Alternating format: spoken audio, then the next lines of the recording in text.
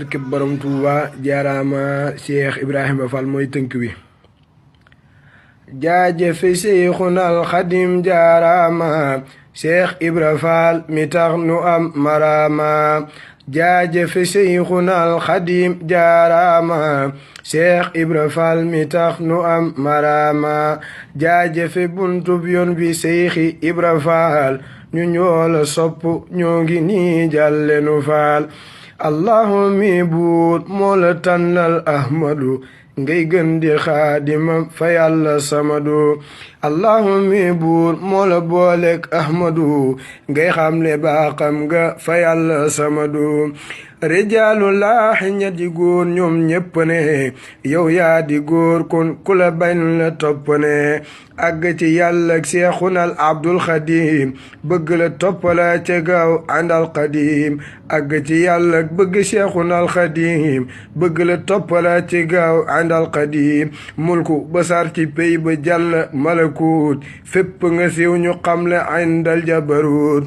Seex Ibra Faal moo dàq suukar dàqalem léppam ci biir sëriñ bu mag bi la kolem yow lamp faal yaay yoon wa jëm fa dëkk ba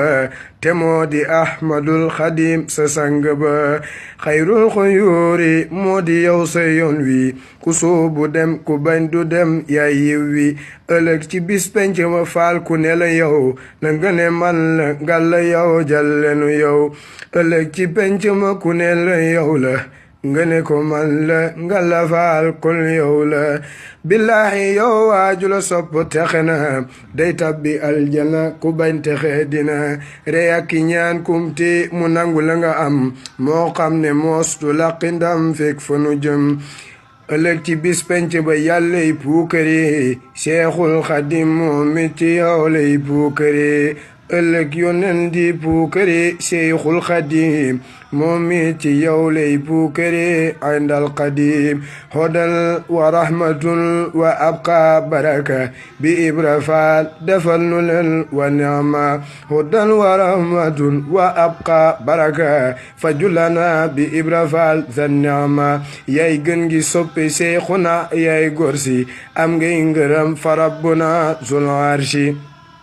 mucc nga musle nga te mosle la nga mos ñu ñoola ngoy te dunu faale ku nu xas mucc nga musle nga te mosle la nga mos te raw ci peyub yàlla seen beele ne cas faal njaga yan woon yoon ba njëriñu ci Seexu Ahmadul Xadim xettaliñu fi xubbi Seyxi Ibra Faal adimna fi kilta yiddaare ni kul moynana allahu zul arsi la def ngay xaritam Seexul Xadim def la nga dib soppem itam li seexina sidir rida ma Ibra Faal baabu tariqi rabbina ya zal jalal subhana zil izzati amma yasifun walhamdu lillahi rabbil alamin